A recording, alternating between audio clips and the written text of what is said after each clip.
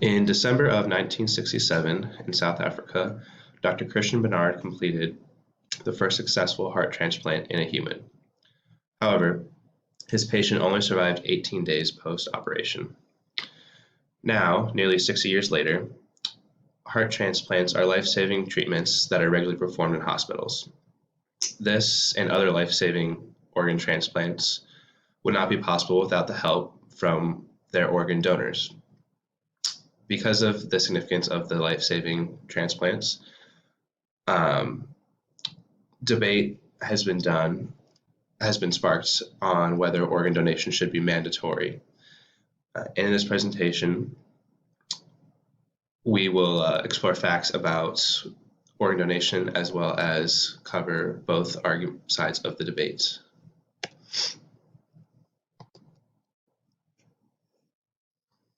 So we should start with defining organ donation. Organ donation is a procedure where organs are transferred from a donor to a recipient. There are two main types: living donation, where a living person donates their organ, or an afterlife donation, where organs are donated by transplantation from a deceased body.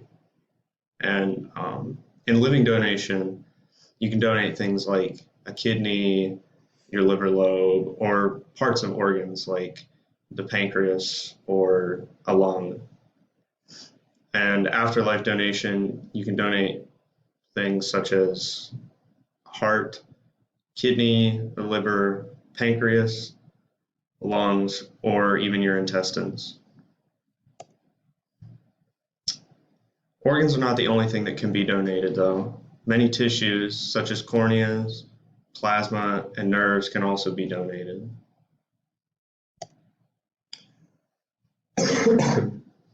Now, there are many reasons that someone may require an organ or tissues to be donated.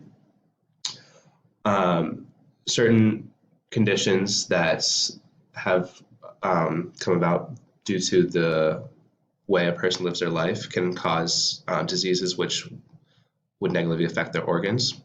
Specifically, in type 2 diabetes or in people with hypertension, there is increased stress put on their kidneys, and so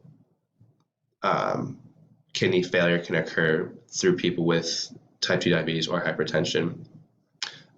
Similarly, alcohol liver disease is what results from an excess consumption of alcohol, and this again will cause liver failure. And all three of these are through lifestyle choices made by a person. However, genetic conditions can also result in organ failure and would require someone to receive an organ transplant.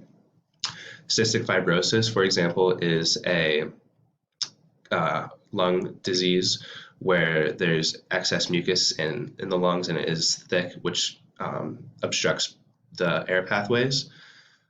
And a common treatment in severe cases is a lung lobe or a whole lung transplant. Similarly, type 1 diabetics, which arises from genetic failure of the pancreas. In severe cases where insulin can no longer be administered, a whole pancreas transplant can be a viable outcome for treatment. And finally, heart defects such as irregular beats or malformation of the valves from birth can often be saved by a heart transplant in young patients. Now, in more general terms, around 100,000 people are currently on a waiting list to receive an organ for donation. And of these 100,000 people, 90,000 of them are waiting for a kidney, which is the highest demand organ in most high demand.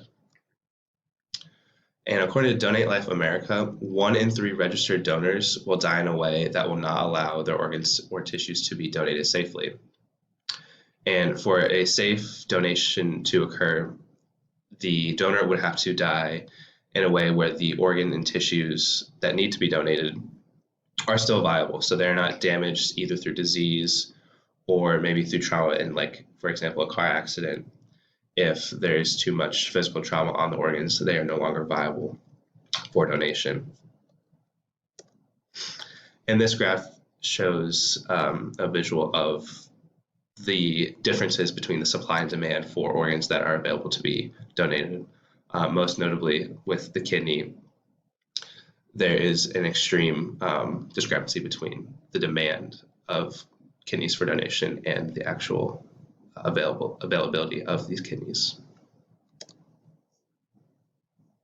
So one reason why organ donation should be mandatory is because an increase in donors will increase the amount of available organs that we have for transplants. It's not always possible to guarantee the viability of an organ after death, so if we increase the pool of donors, we'll have more access to transplantable organs. And another reason why organ donation should be mandatory is because there's research opportunities in the non-viable organs. If we are able to research more on these organs, we may find better methods for transplantation or even alternatives to transplants. Now,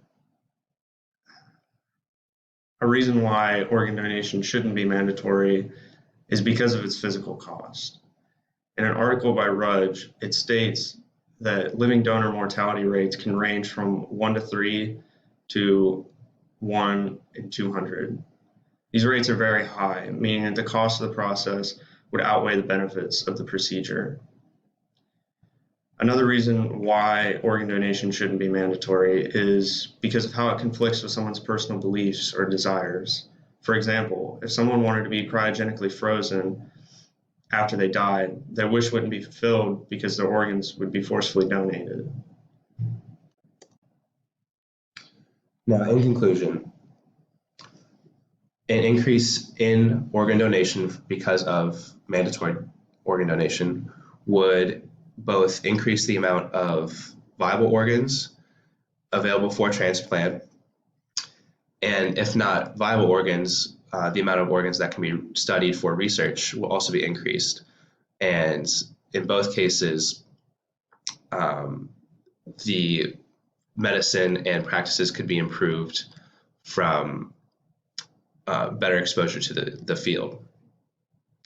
However, a main reason why organ donation isn't as prominent is because there's a lack of education and awareness of the discrepancies in supply and demand and the benefits that come with organ donation. So many people are not aware of how being an organ donor can affect someone's life. And so therefore, better education and better awareness of the topic could also increase the total pool of organs for donation. However, in conflict with the mandatory donations, people's personal views can often be in the way, and for viable reasons. It could be through religious conflicts with their personal beliefs, or they could view mandatory donation as a infringement upon their personal rights and their right to choose what happens to their own body, regardless of religious views. Therefore, ultimately, the decision to become an organ donor is up to individuals to decide what's best for them based on their knowledge and their beliefs. Thank you.